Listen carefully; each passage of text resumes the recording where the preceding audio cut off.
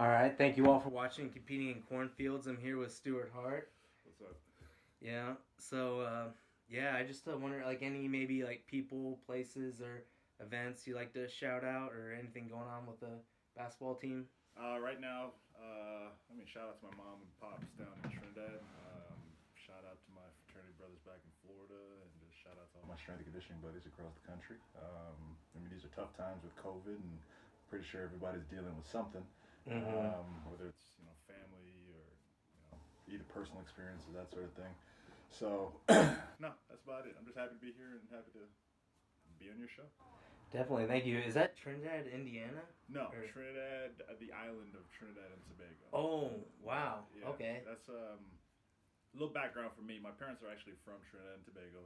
I was born in Canada, but at the age of 4, my brother and I moved to Trinidad, and I lived there for about 8 or 9 years before moving back to Canada. So my parents have since retired, and they live down there now. But because of COVID, the country's pretty much been shut down for the last year. So usually I make a trip at the end of my season in the month of May because that's my time off. And then last year I couldn't make that trip because they basically shut the country down, and I was actually planning on doing it again this May. And my parents just reached out to me and said that it got shut down again for another 3 weeks. So no international travel. Right. Yeah. Yeah, no, that sounds great. Yeah. Whereabouts is that? I'm not familiar. So it's in the West Indies, and it's the last island in the chain of islands, right above Venezuela. Oh, very nice. Yeah. Very warm, tropical. Yeah. Yeah. A little different than what we're used to out here in Nebraska. No kidding. Yeah, no, it sounds like a great place. Yeah. Yeah, I guess could you maybe tell us like a little bit about your athletic background? Sure. So like I said, I kind of gave you the childhood background. Born in Canada, lived in Trinidad, went back to Canada for my 8th grade and basically my high school career. Picked up wrestling my freshman year of high school. My wrestling coach at the time, Coach Westlake, gave me some advice. He said, "You're going to be a tall, skinny basketball player, so maybe wrestling is not the thing for you." So in my 10th grade, I transitioned over to basketball, and it's a good piece of advice from him because I ended up getting a scholarship to come down here to the States, and I've been in America ever since. So after high school, I got recruited to play Division II basketball at St. Leo College in St. Leo, Florida. It's about 25 miles north of Tampa, and have my collegiate career there. Yeah, well, that sounds pretty great. Yeah. Yeah, and so do you think that has helped you like train for train people for basketball? Like the fact that you switched. Yeah. Yeah. So my approach to training, I've always been interested in weightlifting. I came in as a college freshman. Sorry, I should say as a high school senior. My then volunteer assistant coach, Finbar Strashen, who's deceased. He gave me my first strength and conditioning program, and I came into college just having the understanding that in order to survive and thrive, you had to work out. Mm-hmm. So my freshman year, between my freshman and my sophomore year, I went from 6'5", 185 to 6'6", 225 pounds. So there's two things I always tell my athletes now is like there's two places I like to be: in the training table or dining hall, and in a weight room. So right. It's kind of a lifelong, I say, passion of mine to just lift weights and train, push myself. Do you think that first program that you got, do you think that it would have worked like regardless, since maybe it had a bunch of volume or stuff like that, and you were growing, or was it like pretty legit for today's standards? Do you think? By today's standards, any strength and conditioning coach would cringe. Was it just bodybuilding? It was a straight bodybuilding program. Yeah. 15 exercises. Yeah. Reps to 12 to 15. Like it would. But it gave me an introduction into lifting weights. So I always look at it, like I still have a copy of the program. So nice. I always look at it and I'm like, oof, like if I ever gave my athletes this, I don't deserve to be a college strength coach. But at the same token, I appreciate that he had given me something to at least get started. So for sure. Yeah. And so I guess, I don't know if this makes sense or not. Like, do you have to worry about, like, with basketball players, with the finesse of their shots, maybe lifting too much, or like kind of like how they thought about baseball back in the day? The answer to that question is no, I don't have to worry about it because they spend so much time on the basketball court, and because they've fine-tuned their skill at least to play at the collegiate level, then any lifting that they would do should enhance what they do on the basketball court as opposed to detract. Now that being said, if I'm doing a bunch of bodybuilding meathead type workouts with my college athletes. Again, I probably don't deserve to be a collegiate strength coach. And you have some athletes that have, especially male athletes that have that background as far as, they're looking at muscle and fitness, or they're looking at this Instagram, person, fitness model, whatever, and they're following certain workouts that just don't make sense for the sport. So as a strength coach, it's my job to educate them and help them to understand, the program that I'm doing is probably going to be more beneficial to you than anything you're going to see on YouTube or social media. So do I have to worry about, the finesse of their shot? No, but the big thing I try to get across to my athletes is if they follow the program, follow the recovery methodologies that we put in place for them, they're gonna thrive on a basketball court. Oh, that sounds good. Yeah, I know that whenever I read Muscle and Fitness and did all kinds of stuff growing up, and then whenever I got to college, I thought that my strength coach was full of crap. Yeah. You know what I mean? It's just crazy that, I've had those athletes, and again, being that I've been a strength coach now for 14 years, I've trained athletes from lacrosse to baseball to softball to basketball to swim and dive to here at Nebraska. I've had the opportunity to train our bowling team, and the one thing I would say is a certified strength and conditioning coach, if you're on top of your game, you're following what is the scientific and scientifically proven methods of training, taking into consideration the demands of the sport, your programming should enhance what the athlete's trying to do from a performance standpoint. So, right, muscle and fitness and the 3 times 15 of whatever exercise you want to choose may not necessarily make the most amount of sense for some athletes. Yeah, no, I agree. And then they probably would change their minds once they see some results. I think at the end of the day, that's the biggest driver. In order to get the buy-in of your athletes, you got to get them to buy into you as you're there for their benefit. But the other piece is you got to show results, and that's the one thing I've been happy about being at Nebraska is I'm able to test at before we start a program and after we start a program, and I can prove that whatever it is that I've been doing was beneficial, and the goals that I had as far as the programming that I did were achieved or not achieved, and then I can fine tune from there. That sounds good. You could track that through their pro agility or 40. Yeah, we have different testing metrics, so we also have the NAPL lab that we have full access to, and we've utilized it for. I've been at Nebraska now for 4 years, and I've been utilizing it ever since I got there. And one of the main reasons for me was I wanted to be able to prove that what I've been doing for the previous 10 years works. Right. And it's been being at Nebraska, you get spoiled with a lot of bells and whistles, so I'm taking full advantage of it. Right. Yeah. I remember going around the Memorial Stadium and seeing a lot of the athlete stuff, and then I was at Nebraska Wesleyan, and well, we got free water. Yeah. All you could drink. I mean, I'm a product of a Division II school. A room with weights in it is what we had. You know what I mean? It wasn't the Sioux complex that we have here, or Hendricks training facilities that we have here at Nebraska. But you made do with what you had. The cool thing is now that the field is moving towards sports science being involved. You're getting the opportunity to work with sports science professionals that can tell you and show you kind of some of the new metrics that you can use and how you can test. And it makes your belief in what you're doing and your athletes' belief in what you're doing, more importantly, the coaching staff that you have to work with, to get them to understand that you are doing what is, the newest and most effective training methodologies for your teams. Is there a way that you personally stay on top of newer information that comes out? Yeah. I mean, any strength coach, I think, worth their salt is paying attention to any new research studies that come out, specific to jiu-jitsu and MMA, which that's how we kind of met.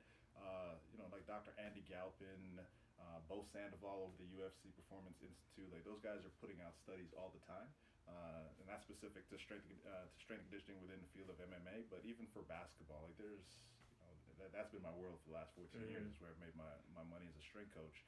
And there's always studies coming out, and you read them. Some things make sense, some things don't. You don't always have to try everything, but at least you're on top of what's new and relevant. Yeah, no, that sounds good. I'm gonna check out those resources. Let's see.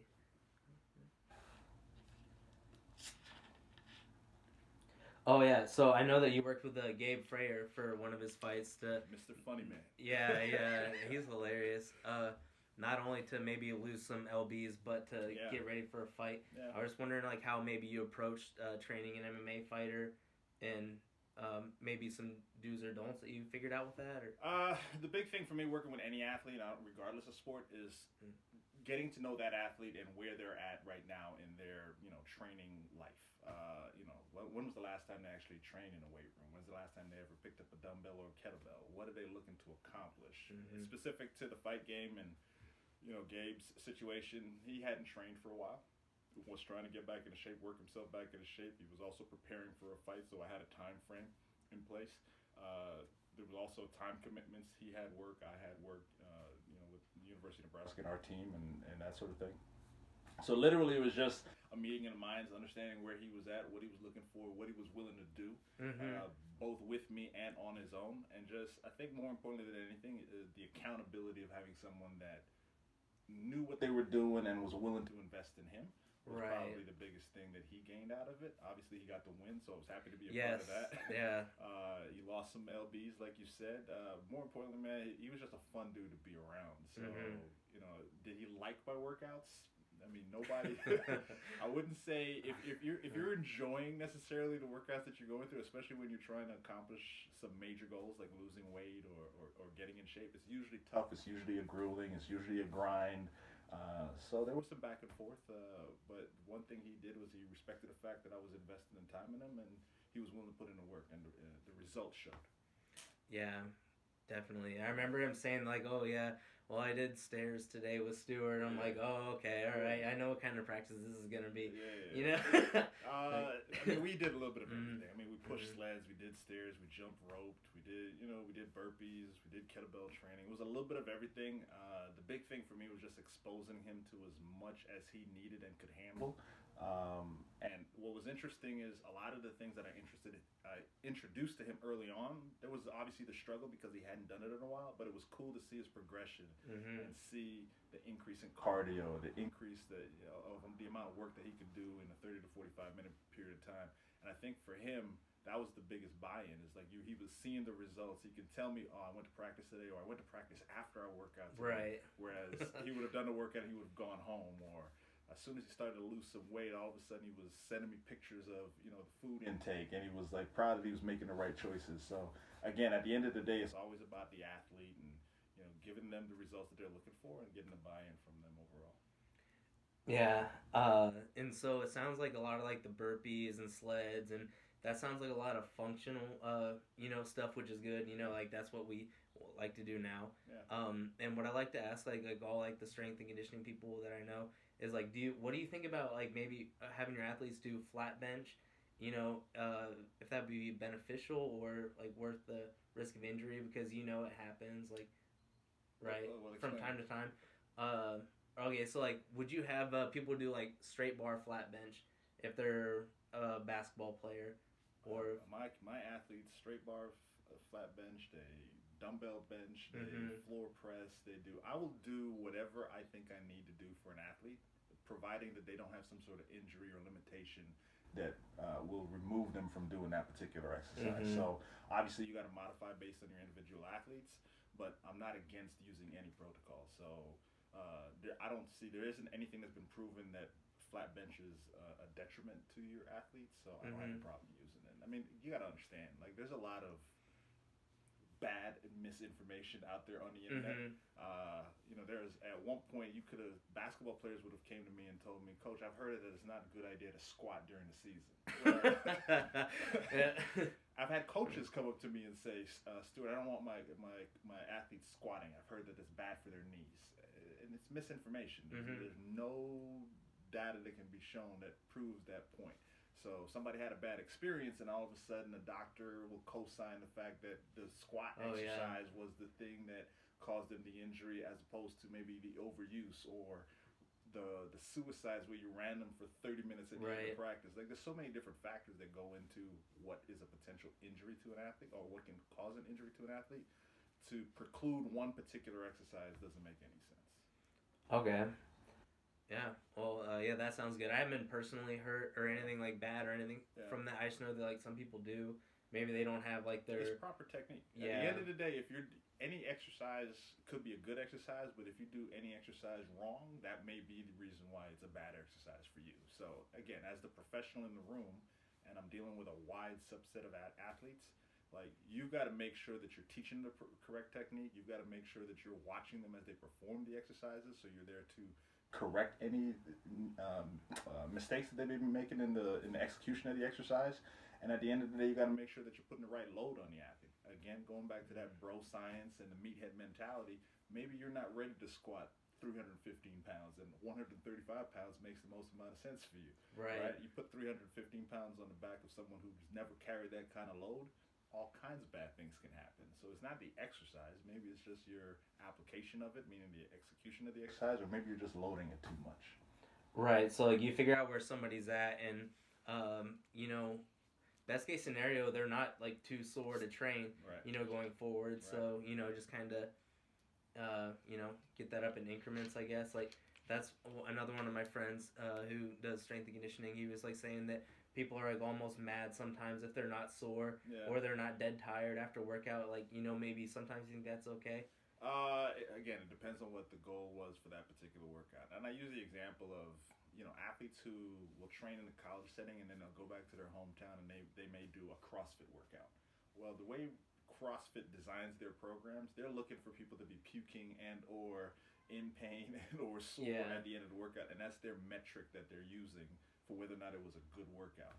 In our world as a college or professional strength and conditioning coach, we don't want our athletes dead tired at the end of a workout. We don't necessarily want our athletes soreness directly right after a workout. We understand that is a part of training, but that's not necessarily the goal of training. So it really depends on what the program is and what you're trying to accomplish. Do my athletes get sore? Yes.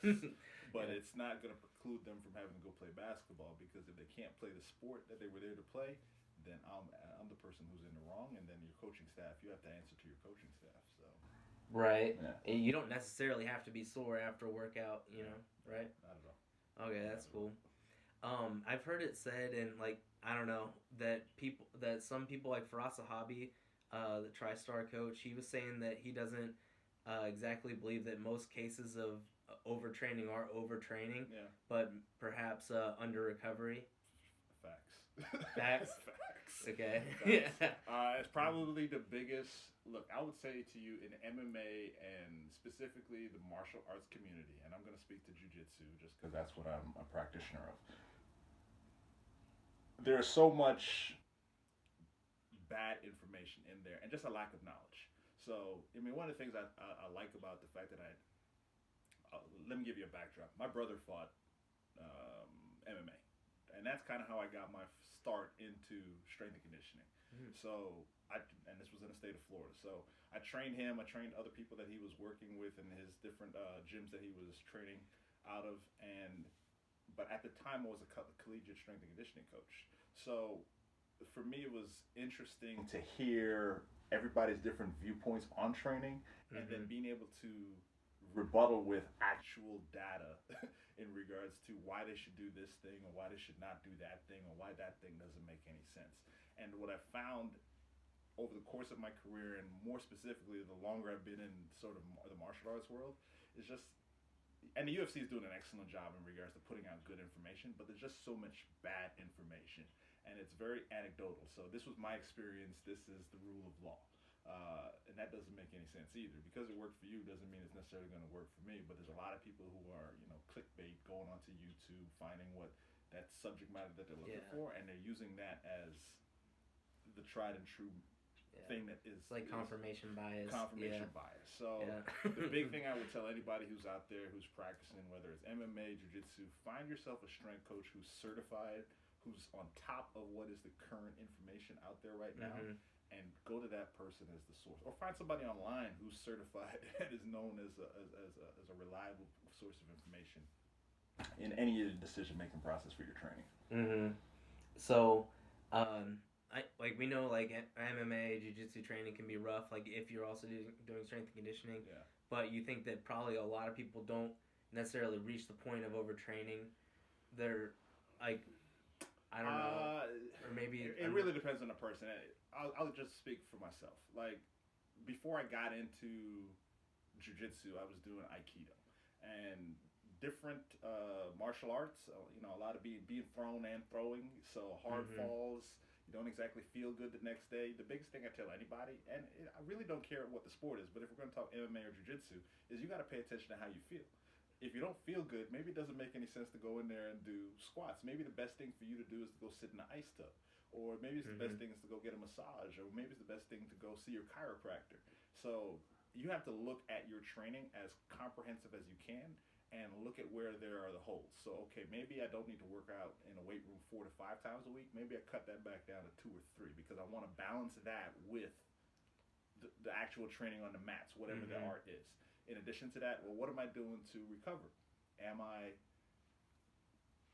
icing up my knees? Am I icing up my joints? Am I getting in a cold tub? Am I going to get a weekly massage? Am I going to see my chiropractor every 2 weeks? Like, these are things that you really have to pay attention to, especially as you get older practicing any of these arts, because at the end of the day, you can't fight Father Time. Your body's not going to feel good over a period of time, and you have to do a better job of taking care of yourself, not necessarily trying to push yourself to the point where you can break. And that's what I think a lot of people who are in the MMA world and martial arts is like, they have this mentality where, okay, I'm not working hard unless I'm to the point where I can't do it anymore. And that's the wrong mentality to have.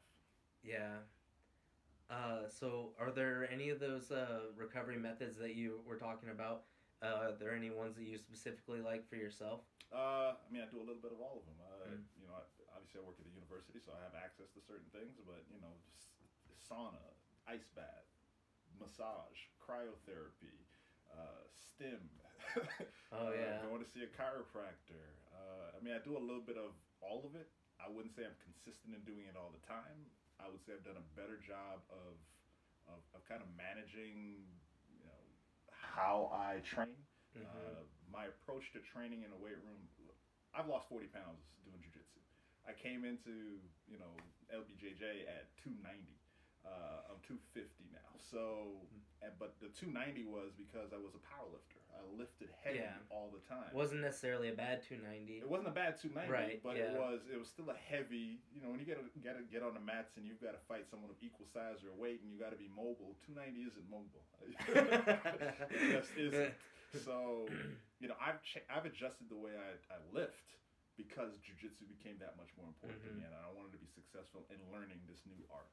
So you really have to pay attention to what you did prior to whatever art you're practicing, or what you're doing while you're practicing whatever art, and you got to find, at the end of the day, it's a balance. So. Yeah. So, I guess, all right, I kind of touched on that earlier with basketball, like throwing the finesse and stuff. Do you think that boxers maybe should not train as much upper body, since a lot of theirs, is focused on arms, shoulders, things like that? I guess a lot of legs too. Again, you're taking the demands of the sport. So in boxing, yes, you got to throw punches. You got to keep your shoulders up and your arms up for defense and that sort of thing. So from a training standpoint, at the end of the day, do I need strength in order to do that sport? Well, there are some, I'll just use heavyweights. They've usually got a heavy hand, and they're usually carrying some weight, and they can usually throw a pretty good punch that can knock somebody out. How much more strength will they gain in order to throw that particular punch? And how much training are they doing actually punching and training and everything that they're doing? So maybe you don't have to do bench press or some sort of exercise with a weight. Maybe it's just incorporating resistance bands. So they're still getting some sort of strengthening component from the resistance bands, but it's not heavy load. And they can do it in the context of the training that they're actually doing. And that's a boxing example. I'm glad you asked me that, because before I got into Aikido or Jiu-Jitsu, my dad introduced me to boxing when I was about 8 or 9 years old. My brother and I have a boxing background. So for me, I started off with boxing, and then I transitioned into all of these other martial arts that I practiced. So nice. Yeah, that makes sense. You see people with the bands and things like that. Yeah. So to me, I never want to say this exercise is bad.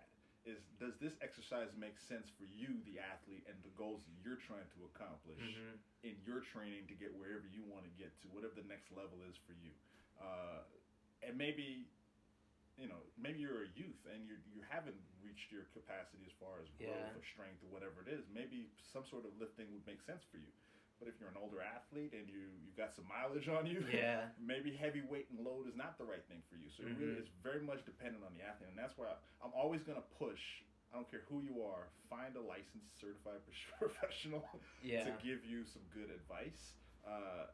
And the time saved and the injuries that you may save yourself from having to go through by having those initial conversations with someone that knows what they're talking about will be the biggest benefit to you. Yeah, regardless, maybe for a boxer, like maybe not curls and skull crushers and things like. I mean, they're doing so much with their arms anyway. Most of the time, they don't need to do those things. Yeah. But again, I'm not going to say that there's no benefit to doing that. There's something called active recovery. Yeah. So I'll use basketball first as an example. In the context of basketball, they spend a lot of time on their feet. They're running up and down basketball court. An active recovery for a basketball player may not necessarily be going and running miles or jogging or whatever. Maybe it's getting on a bike and just pedaling. So it's active recovery, doing a movement that's utilizing their legs, but it's not the pounding that they would do if they were running up and down the court. Now the same thing for a boxer. Like, yes, they spend a lot of time throwing their hands and throwing punches and receiving, defense and that sort of thing. Maybe some sort of band work, TRX work, whatever it is, to build up some upper body strength and get some mobility and movement through those muscle groups would be a good thing. So for me to say to not lift weights on your arms because you're a boxer is not necessarily the right thing. And again, it's very much dependent on the person. How do they feel at the end of a week or during a week? What part of their training cycle are they in? Do they have a fight coming up? Like all of those things play a factor. Yeah, that's a good call.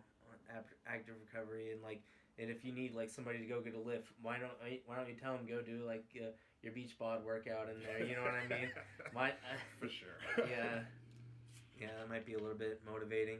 And I guess lastly, do you have any just general training, nutrition, any kind of it could be really any advice that you don't think that maybe the general person might know about or that you would give to them? The best thing, what I love about doing podcasts is, depending on what you say, it can be an evergreen piece of content. And the big thing for me that I'd probably like to get across is, as opposed to me recommending 1, 2, or 3 things, the best thing I can probably tell somebody is, if you want to know about nutrition, find somebody who's a nutritionist. If you want to know about strength and conditioning, find someone who's an actual strength and conditioning coach who's actively working with athletes and not telling you that they have a certification from 1982 or 85 and they haven't worked with an athlete in the last 10 years. Like, find someone who knows what they're doing, who's actively doing it now, and ask questions.